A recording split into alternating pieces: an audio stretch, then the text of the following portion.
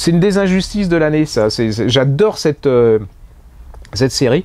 Bon, le gars, je ne vais pas le dire, il est venu au Salon du Livre de Poche de sa mort, je n'ai jamais réussi à prononcer son nom.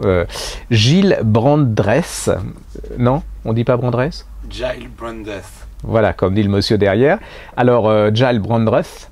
Oscar Wilde, c'est une série, hein, j'en connais 4, Oscar Wilde et le cadavre souriant, et Oscar Wilde et le mystère de Reading.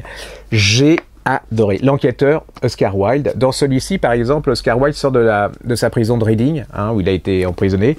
Il débarque à Dieppe, la première étape, avant d'arriver à Paris, puisqu'il va mourir à Paris. Là, il rencontre un monsieur un peu spécial, et puis il va raconter sa vie. Il va raconter parce qu'il y a c'est quand même un polar, hein. Donc dans la prison où il était, dans la geôle de Reading, il y a eu des meurtres, et on s'est servi de lui pour essayer d'élucider les meurtres. Mais l'intérêt de ça, c'est un peu comme Gilles, vous savez, le Normand qui écrit sur Voltaire, on a l'impression que Oscar Wilde, il est dans le corps de l'écrivain, et que c'est pas l'écrivain qui écrit, c'est Oscar Wilde. Et là, il va raconter sa vie, il va raconter sa censure, qu'est-ce que c'était qu'être gay à cette époque, la prison, l'opprobre, aussi, il est un peu mégalo, hein, enfin, il se prend pas pour rien.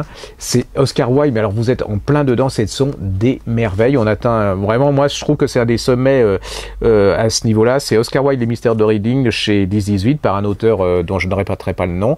Et puis Oscar Wilde et le cadavre souriant aussi. Il y en a 4, hein. Allez-y, c'est une merveille.